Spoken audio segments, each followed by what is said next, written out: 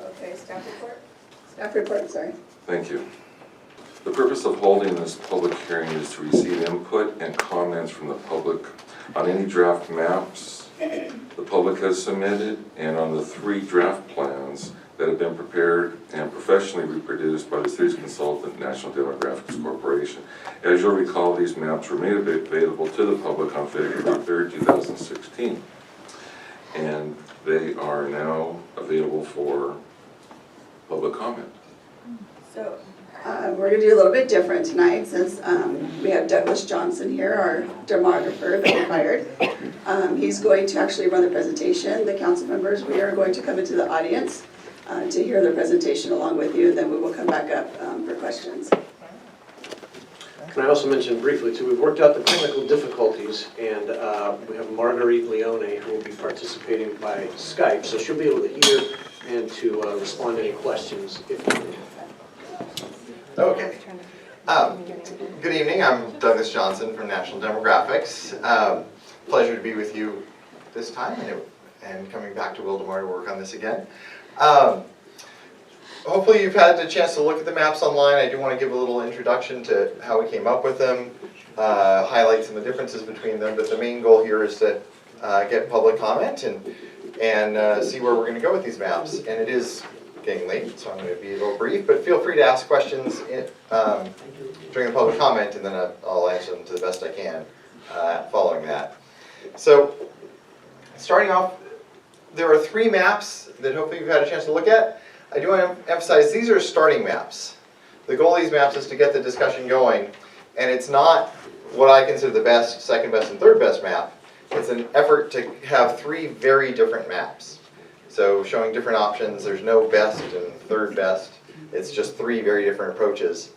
If you were at the last discussion about this, Ms. Leone talked about criteria, and that's what really guided this.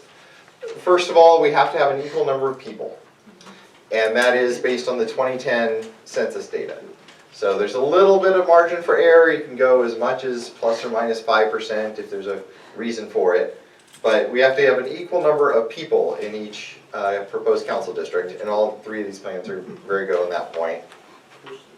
We also have to comply with the Federal Voting Rights Act, which has lots of rules for how it works, and that's really Ms. Leone and I's job to watch these maps and make sure that everything we put before you complies, and all 3 of these do. And throughout the process, we'll be reviewing each proposed map. Then we get into kind of more the decision points, and these are what the courts have called traditional redistricting criteria. They're not requirements, but they are goals. And so the goal is to come up with which of these maps best balances the choices. So we're trying to keep neighborhoods together. We're trying to keep the lines compact. We want them to be contiguous. We want to try to follow major roads and rivers and other geographic features so that the districts are easy for people to say to their neighbor, hey, let's go walk precincts in District 2, and it goes from here to here.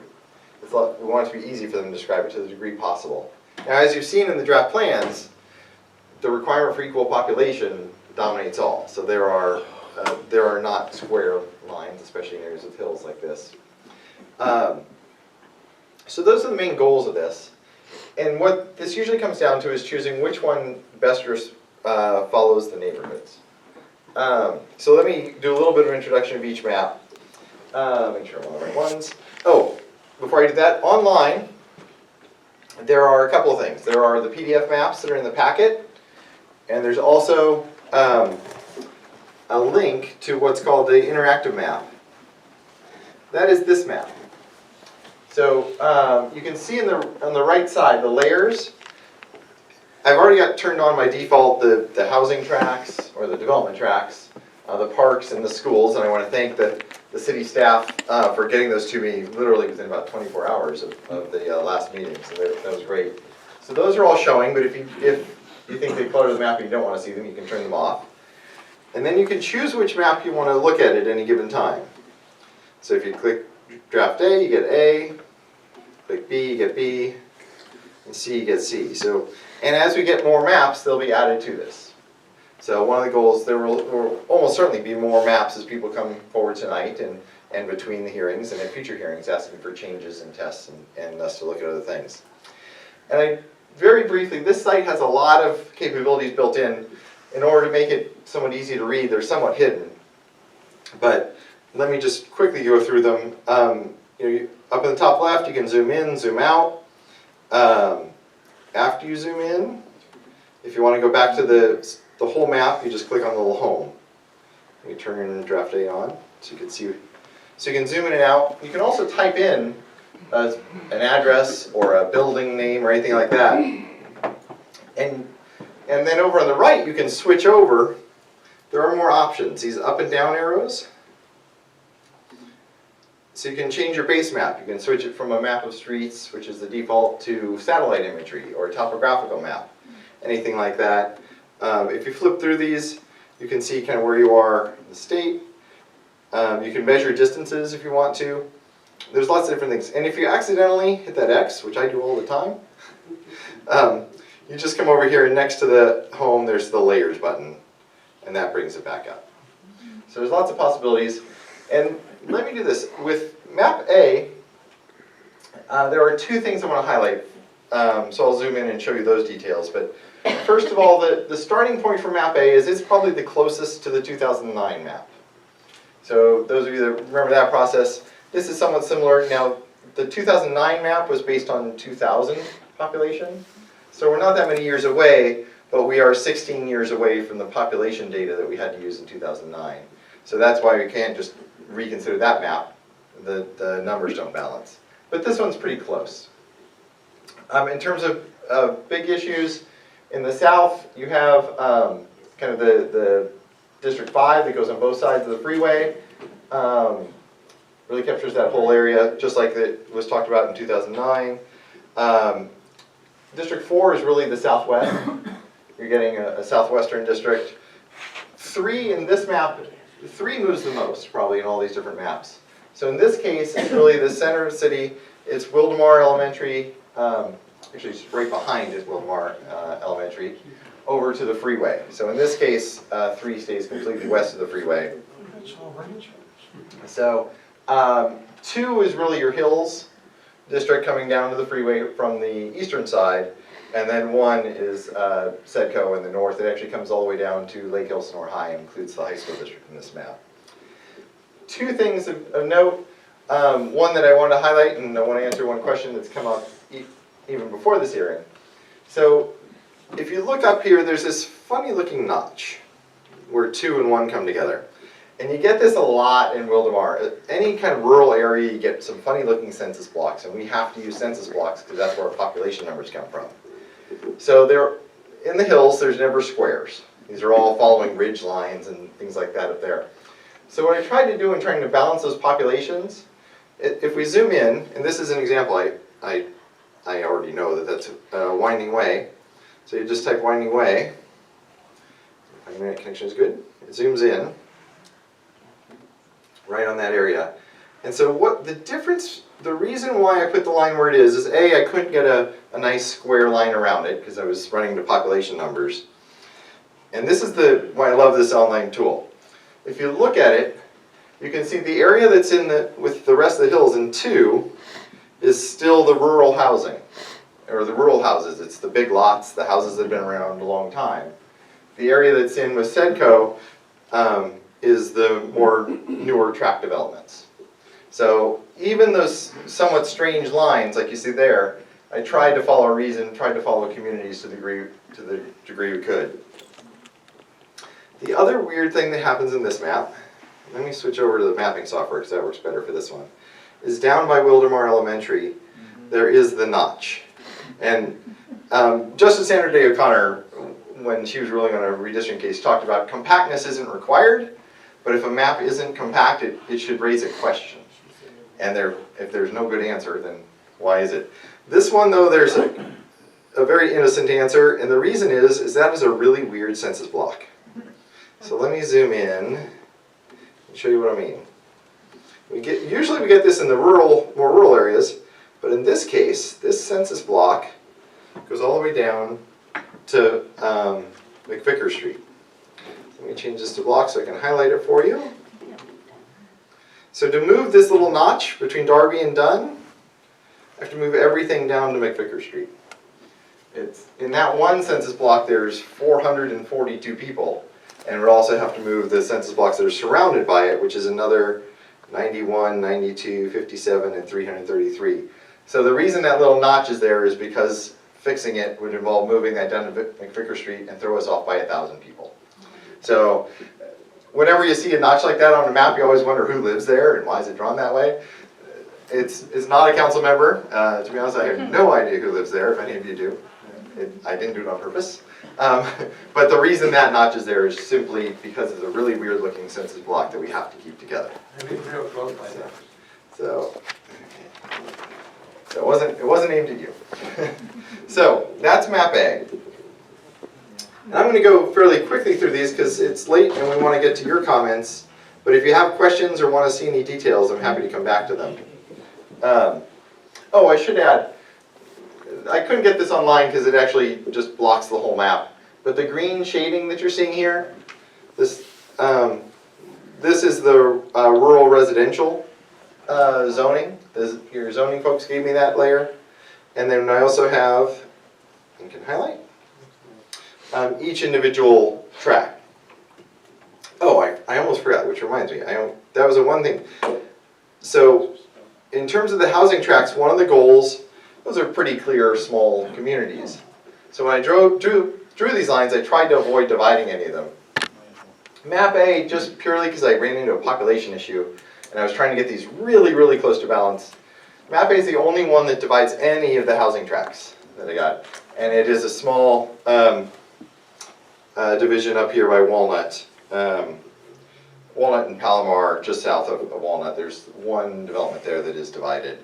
The line goes down Cashew Street. So unfortunately that was the one I couldn't fix. All the other maps keep every single housing tract or development tract together.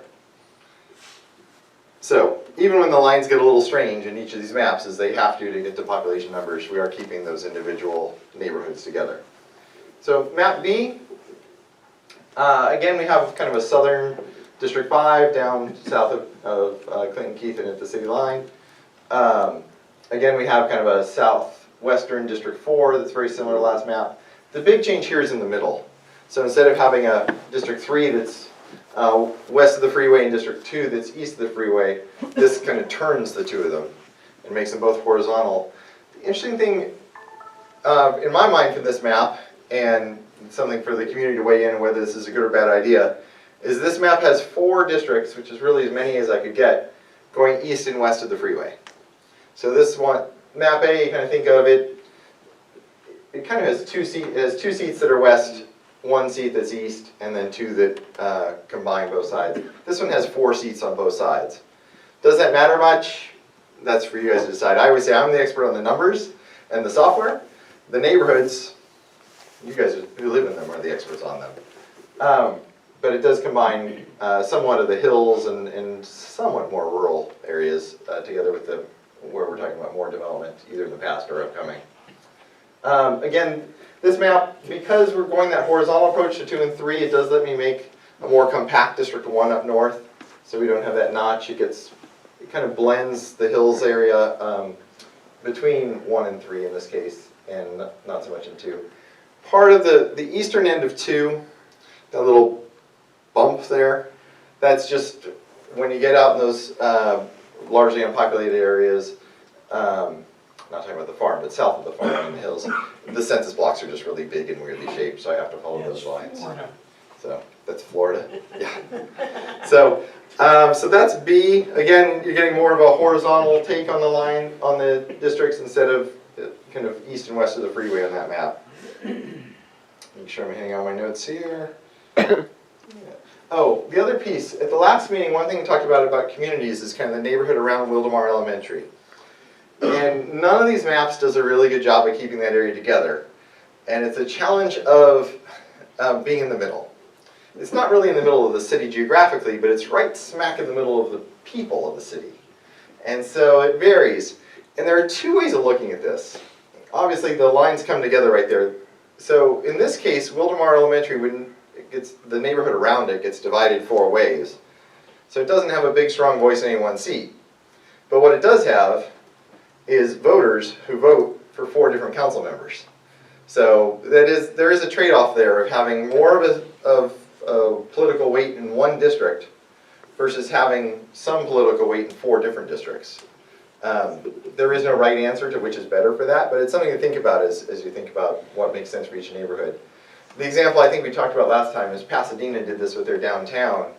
When they went to districts, old Pasadena in Colorado was a real mess of an area, and they were just starting to redevelop it, and they wanted the council members to keep interest in it. So they drew the council districts so that each one came to Colorado, and it's still that way today, 22 redistrictings and 25 or so years later. They still have every district touch Colorado so that each council member feels they have a say. The voters who live along there don't have a real strong voice because they're divided, but they do have a voice with every single council member. So something to think about. I put it up here as an idea to talk about. If people think that's a horrible idea, I'm open to that. One thing to keep in mind, I always say, if the reaction isn't, are you crazy, to at least one of my maps, then I didn't give you a wide enough range. So don't feel like I'm going to get upset if you don't like the map. The goal is to get people thinking and talking about them. So, and then third and final option for me to show tonight is map C. This one, as I said, I'm trying to show a range of options. So the biggest change here is District 5. Instead of being that southern across the freeway seat, this one makes 5 an eastern district. This is part of the impact of the changing census numbers. We couldn't have done this in 2009, but now there's been growth and there's enough people. So it's really the farm and then coming south to the same area that was in the eastern end of that district before. So you get it very different there. 4 as well is very different here. So where those 2 seats were almost identical in A and B, they're radically changed here. So in this case, Brown Middle School goes into 3. And 3, instead of going to the freeway, comes to the southwest. One thing to keep in mind when you're looking at maps and thinking of options, again, weird census blocks. The census block that has the middle school in it really goes all the way up to the National Forest.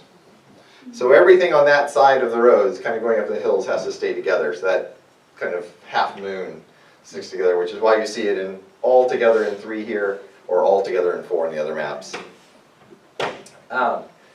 Is it better or worse for essentially the Wildomar Elementary area to come over to the middle school and get it together, or for Wildomar and Elementary to go towards the freeway in the other maps?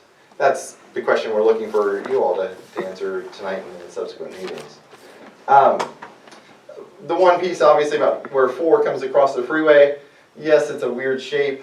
A couple of pieces that really, that was just population balancing. It's tough to get the right numbers. Population balancing while keeping the housing developments together. So again, there are 3 developments over there. In this case, one of them does go into the District 1, but the other 2 get into District 4. So you can see how it comes over. In the larger map, yes, it's a notch stuck onto the top part, but within that area, I'm keeping that area together, as that neighborhood together as one, to the degree I can. So let's make sure I hit all my notes for here. And again, there's no divided tracks. So hopefully you've got a sense of there are lots of options here. The key thing to remember is we can move a few people without impacting the overall population deviation. So we can put, one more census block into a neighborhood. But really, if we're talking about significant changes, say, in the maps, you have to think about what I call the ripples. So, yes, it would certainly make sense to make things more compact to put that neighborhood we were just talking about into District 1 than into District 4. But then it triggers this big ripple because now 1 has too many people. And you have to move those people and somehow get them back into 4. Usually that ends up coming through a 3rd district or a 4th district. So when you think about changes and things you want to see changed in this map, I want to hear them.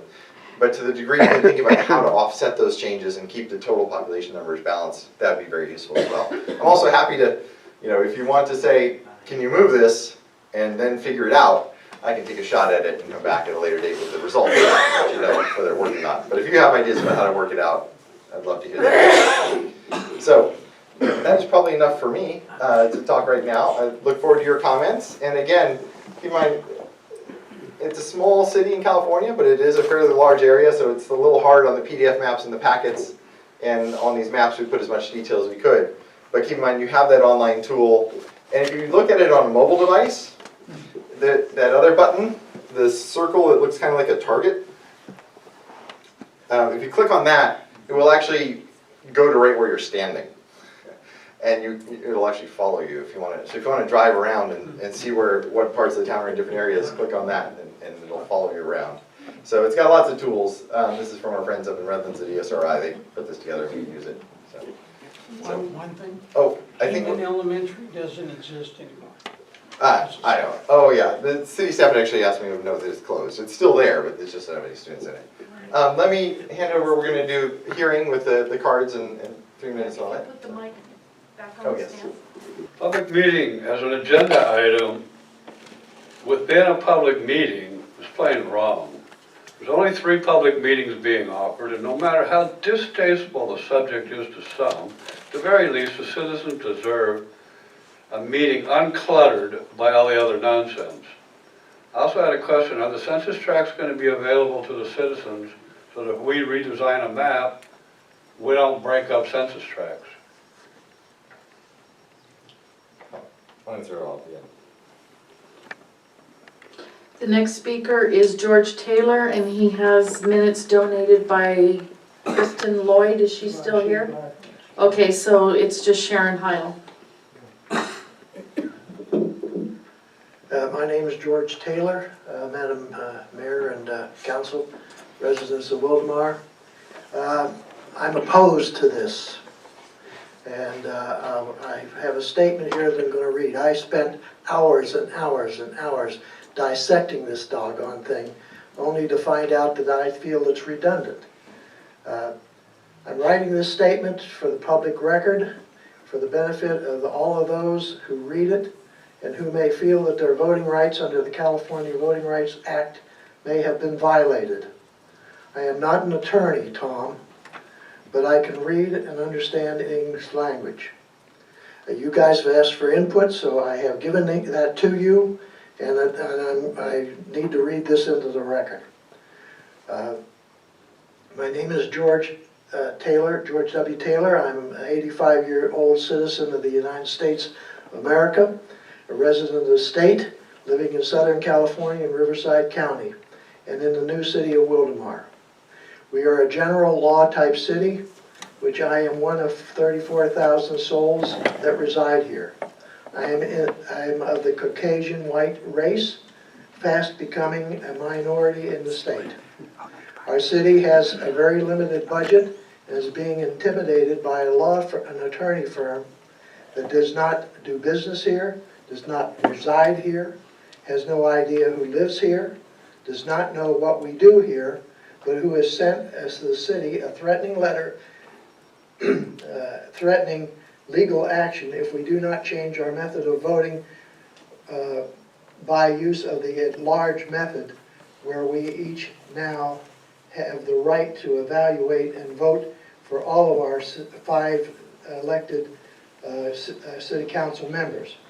Our city presently has an intelligent individual Latino descent person on the county who was a part of our Wildomar Incorporation Now committee since the early beginning, and has since been elected twice to the council, and who has ascended to the position of mayor twice to represent us in 2016. The current published demographical maps of this small city, well under 100,000 population, show that we have an equal blend and distribution of Latino, Asian American population sprinkled throughout the city borders, with no mention of the Caucasian race among them. As a result, we have no communities, and that's concentrations of interest, incidentally, within our cities, as large cities have, where that may be a definite need for minority representation. It is implied in the threatening letter that should we not consider a change in our method of voting from a large method to by-district method of voting, we will be the defendant of a lawsuit that the city cannot afford to defend. Win or lose, the way the law is written, we would still be responsible for the bringer's attorney firm's legal fees and costs. It is a win-win for the threatening attorney and a lose-lose for us. In my opinion, the California voting rights law is not all-inclusive, has loopholes that permit attorneys who are considered officers of the court, who are charged with defending the law, but who use the law under the color of race for personal gain. The opportunity to subvert the law.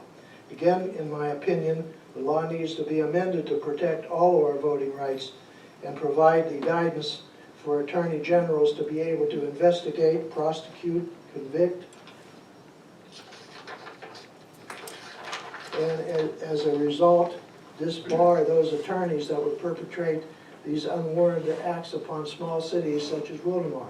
The bottom line is that since the demography of the voting public here shows to be evenly spread, that it is redundant and unnecessary intimidation to do away with our voting rights by this forced action. We have one large district here. All 5 candidates can be evaluated and voted upon by all of the residents, thus not making anyone's voting rights go away, including mine. And so if it says that the law does say we can vote from district versus by districts. So why do we, if we have an equal blend of people here, and I know what the law is saying you want in the balanced thing, but why do you have to balance it if you don't need to balance it? The intent of the law is to, because minorities feel they don't have proper representation. We have a Latino descendant mayor who has been here and elected twice. So I see no reason why we have to go through this unnecessary process.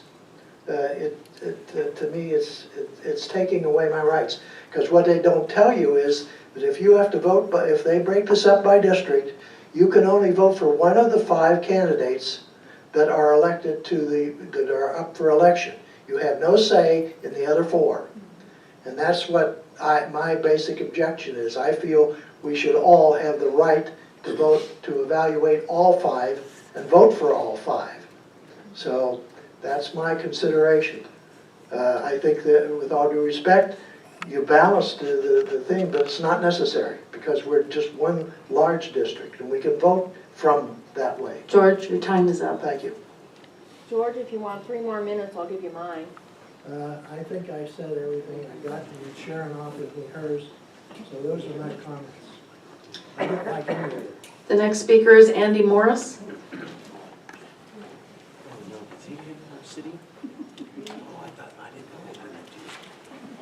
I'm Andy Morris, resident of Wildomar, 24369 Tapasio Court, and I'm here today on behalf of myself as a resident and not as a board member of the El Sonora Valley Municipal Water District. So my statements are completely that of my own as a resident.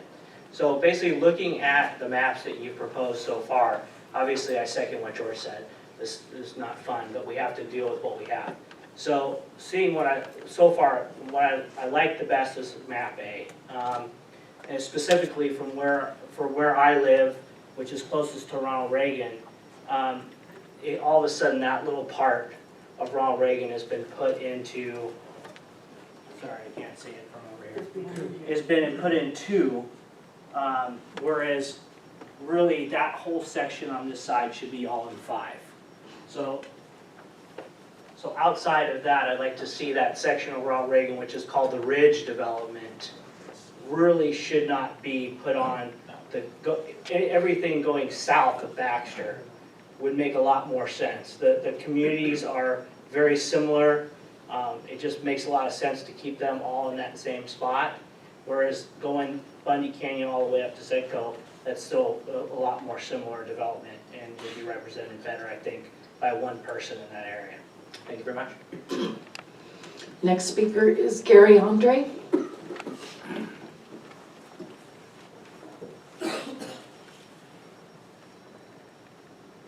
Yeah. The one problem we have is, I'm a pastor, read your Bible. God created one race, the human race. I've had 4 brain surgeries. Doctor told me, you open everyone up, they're all the same. What you look like on the outside doesn't matter, it's who you are on the inside. I don't like the idea of districts, but we have them. If I was to choose to be 2 and 3, I think one here cuts off Grand Avenue, dead smack in the middle. And I think that's a problem. There's problems with all of them, but you know, it's kind of like with George, we could just put a Great Wall of China around the farm. That's it, thank you. That's all the speakers I have, but I do want to note that we did receive emails. One from Brad and Wendy Knepp, who are preferring draft map A. George Taylor did speak. I also sent you 2 emails. And Patricia Sluter, and she prefers draft C. John Willard, and he prefers map A. And Alice Cloud prefers draft A, but she did have a comment also about the ridge and that it shouldn't be cut. And that's all the speakers, that's all the emails I have. Can I say for the record that I did send 2 emails regarding... I said George Taylor, and you spoke. Yeah, you have 2 emails in here, and you also spoke. Answering a couple of questions. The technical one on the census tracts. The trick is that the data we use to count all this is actually by census block. Let me show you why. The census tracts, I can provide it if anyone's interested. Let me see how I can make it show up better. Exaggerate it for right now. Because the tracts themselves, these thick green lines, those are the census tracts. And that's what we usually think of when we think of census data, because that's where we get most of our data. So, but as you can see, this is all one track. So those numbers aren't going to be very useful if you're trying to draw lines or come up with anything. And on the flip side, the blocks are tiny. So every city block is its own block. So I could give you a printout, but good luck doing anything with it.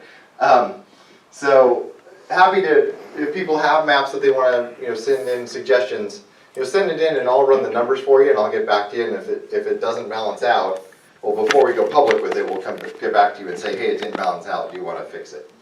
So it'll be kind of an iterative process. I do recommend doing that soon because we do want to have time to go back and forth and get it down to the right numbers. And if somebody wants the track numbers, I'm happy to give them to them. All this data is now city data. The only other question was a comment about from districts versus by districts, and just to clarify, the law actually is very specific that anything that is not a system of pure districts is vulnerable. So it's only by going to a full 5-district plan do you avoid the chance of a lawsuit, and the resulting fees. That was. Someone did comment on something on the numbers. I didn't mention that, but on the city website, and the city's done a great job. Actually, all you have to do is go right to the city homepage, and they put a big, right there in the middle of the homepage is the link to the data, or to the project page. And if you go there, if I click on that thing.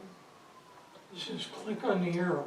Yeah, you get, so here's the link to the interactive map, to PDF maps that you can print at home, both regular map and a satellite image. And then these demographics are the spreadsheets. I think Mr. Miller referenced looking at these. So lots and lots of data. Did I get the right file up? There we go. For each of the maps. More data than probably you ever wanted to know. But those are all linked from that page. And if you have any questions about any of it, just email the city clerk and we'll answer questions about those too. I have a question. Questions at this point? We do have somebody who is participating by phone, so you need a microphone. I guess questions are fine. If the community picks one of these or one that you come up with that meets all of the requirements, will the person or a person, can they sue after the community picks another one of these?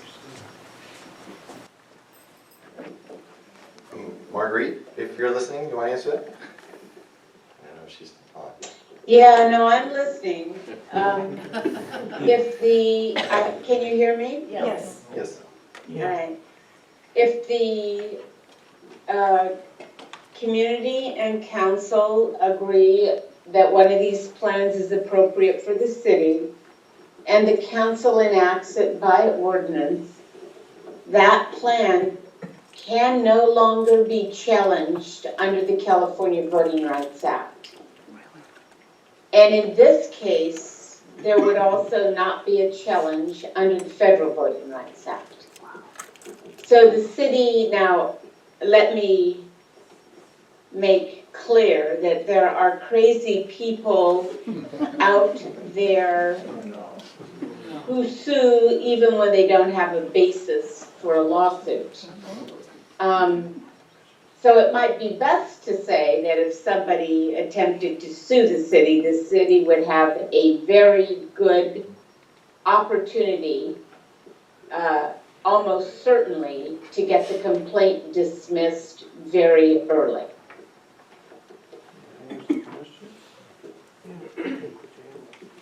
If that's the case, then why are we so worried about this attorney?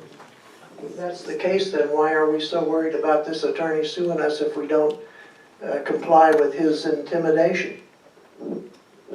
It's a different, she's talking about once you switch to district elections. That's correct, Ben. We are That's one correct. district. It doesn't work. Any other questions? I have one quick Yes. question. Back there, Andy Morris. So it goes back to that one swath I was talking about, because you mentioned about numbers. So if you take out 200 homes and then it blows the numbers, but in number 2, there's homes being built. So based on the census, would that be a big enough nexus to be able to say, this is why the numbers don't match right now, is because we already have 200 coming in, or do you just not know who those people are yet, so you couldn't use that as a reason? Yeah, there are ways to do updated population counts, but you have to show that your data is better than the 2010 census, like for every single parcel in the city. And it takes 4 to 6 months and costs tens of thousands of dollars. So the courts are nice and they say, if you use the census data, you're good.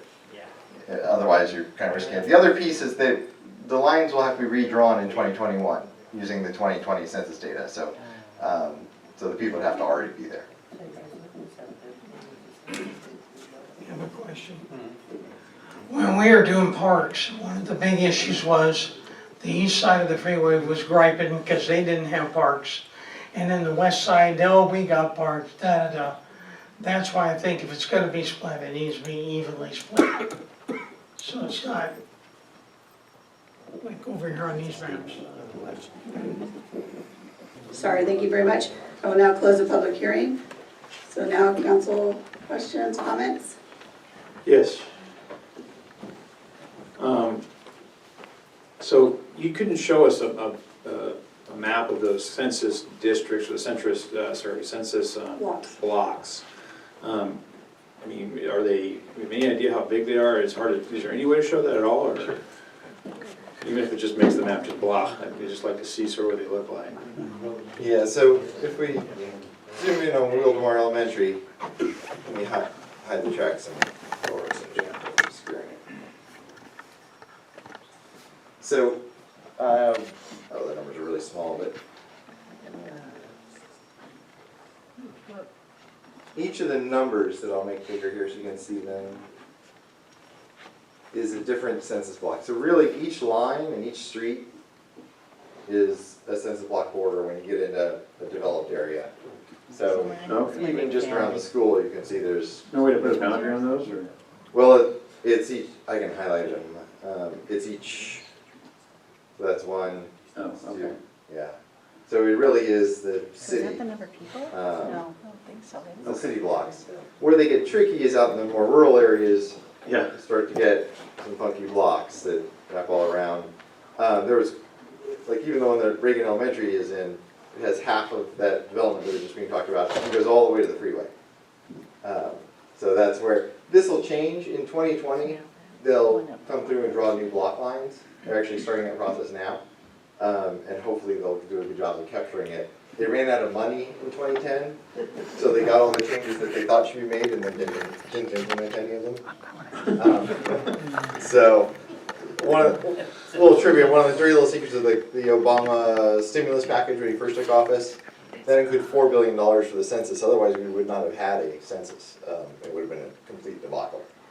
So that saved the census, but it didn't save cleaning up all these funny block lines from the 2000 census. So really the blocks are. Federal government for not fully funding our census. Yes. Well, that was China. They didn't fully fund us.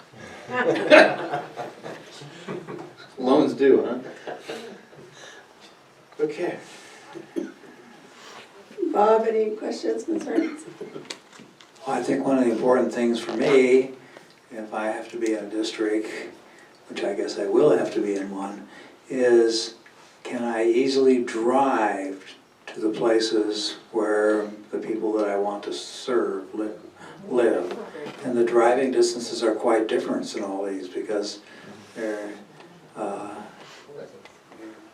anything on the east side of the freeway has one set of driving pathways, and anything on the west side of the freeway has another set of pathways. So I would probably prefer a plan that is divided along the freeway.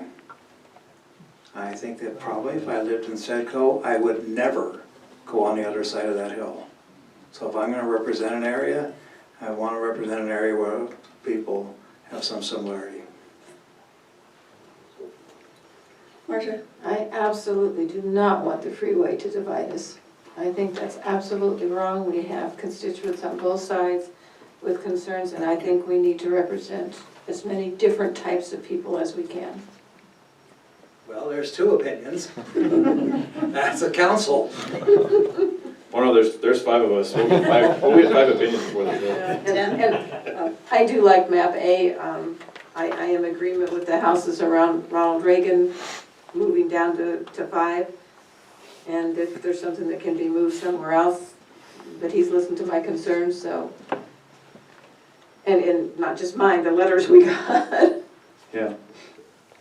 All I know is my horse and buggy will go anywhere in the city. That's right. So I'm good with it. I like A, but I can do whatever. I'm simple. Well, I'd agree. I mean, I've driven this entire city front to back and walked in almost every neighborhood that's on that neighborhood map. Gone door to door in as many as I could. And I'll go anywhere.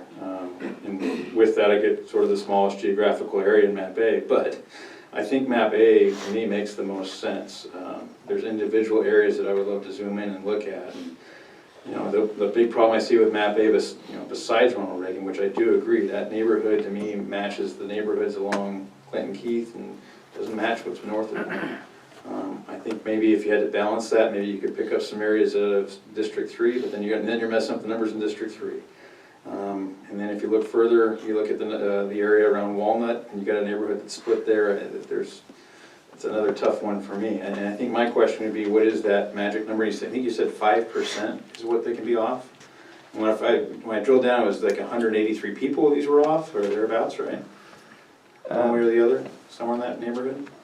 Yes, I try to get pretty close. So these actually have a maximum difference of 5.5 to 4.5, and you can get up to 10. So there is some flexibility to clean up edges and things like that. Okay. So then I agree, the Walnut area, either put it all in 4 or all in 3, yeah. I too like leaning towards draft A. One other thing as I'm looking at draft A, one of the drafts did follow Bundy Canyon as opposed to trying to get the high school into map 1 or District 1. And to me, following Bundy Canyon is a whole lot more simple than, okay, the road near the high school. And especially when there's lots of, obviously the high school services the whole city, but there are a lot of residential right across the street from the high school. To me, it would make sense if that line just followed Bundy Canyon all the way through, but it's hard to see what those census districts would look like. You know, I would even say you could just take the Bundy Canyon line, go straight all the way to Cordon Road, and so you get a little less lines there. But I know John Willard's letter also commented, not only did he like map A, but he wanted to also see if his little community up there by Lost Road could be included in District 1. But I don't know, again, looking at the census tract numbers, how we could manage that. But I'll leave some of that up to you. On the other hand, I might really drill into this and try and come up with a map. And for your information, District 5 does have 2 schools. They're both charter schools. Yeah. Sycamore Academy, and I don't know the name of the new school. Well, it doesn't exist yet in the census, so we can't count it. Oh, it did. It was Sycamore Academy then. No, yeah, well, it's that. But I agree, Sycamore should be probably on the maps as well. Sycamore Elementary down there off of Belmar. Elmar, yeah. So then, also today, Tom and I were speaking about the next 2 meetings. So one proposal would be, we would have a special meeting in 2 weeks from tonight, which would be February 24th. The only thing on the agenda would be this issue, and that would be our second public hearing now, but we all 5 have to be here. So we need to know if all 5 of us are available, and we also need to know if you're available, Doug. February 24th? Yeah.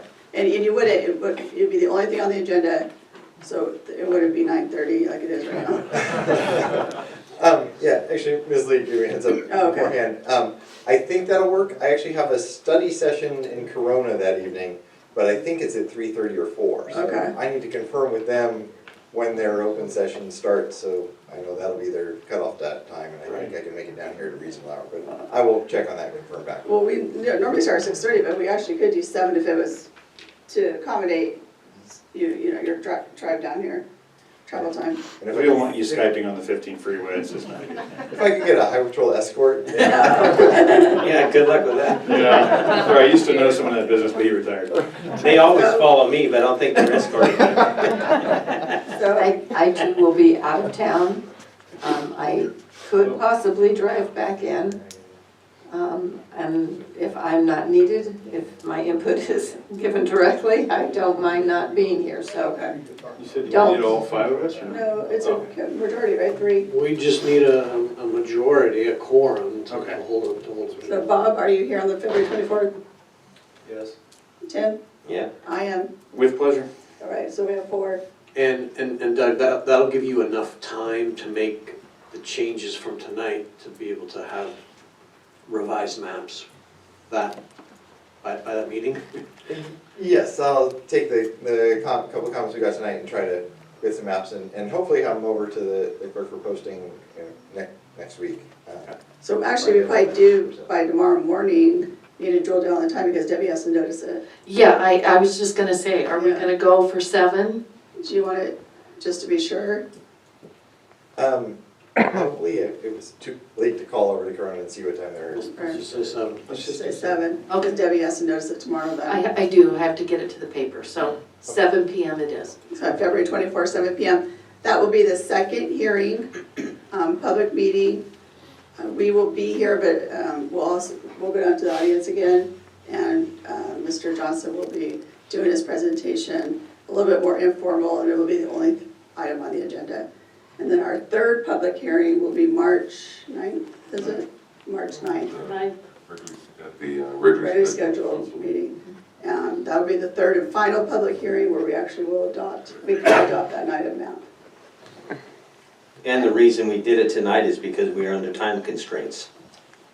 That's the only reason we did it tonight. We don't have any time to work these. Right. Yeah, we're all for not doing this, but we're being pressured, so take it what it is, that's our job. We do have to have this finished by May and to the county so that it'll be in place for this year's elections. So we are under our timeline. All right. Can I address one more thing? I want to address your letter, George. Thank you for a well thought out letter that you put a lot of time into and energy into. And I don't think there's any of us in the room that don't disagree that this is not what we want as a city. I understand that. But we have no choice, and I know the idea of the single district, it sounds great on paper, but he will sue us, he will pummel us to the ground. And I can't in good conscience risk that, and otherwise I'd love to try. And I think you bring up a great argument about Bridget, and we considered that argument and realized to make that argument would cost us at a minimum of $500,000 if we won, and if we never went to districts and therefore never had to pay his fees. I just felt that I would be remiss if I didn't stand up for my vote. I appreciate that, and I don't disagree with you. We all agree with you. He sent this same letter to San Juan Capistrano today. I think San Juan actually got. I'm hoping they got enough money to funding, that's what I'm They're hoping. less than 35,000 too. I think Their they actually population got is 1222. sued. They Yeah, actually the interesting filed. thing. They filed today? Oh, Now, San Juan Capistrano got a letter in the same time frame that you did. They did not take action as you did, and they were sued, I believe, 2 days ago. So that's why we work during our holiday. Tom and I, Thank you, several Tom. phone calls, That is correct. yeah, to do this. Thank you, Marguerite, for staying so late. She didn't My stay. pleasure. Now she gets to hang up and go back to bed. Gary mentioned parks, and we do have, the east side does have the area of land next to Ronald Reagan that would be a park of the future, and then tonight we just voted in another park, so there are 2 parks on the east side, 3 on the west side. I want to address that. Okay, Ready? Ready. 3.1, fiscal year 2015-16 mid-year budget report.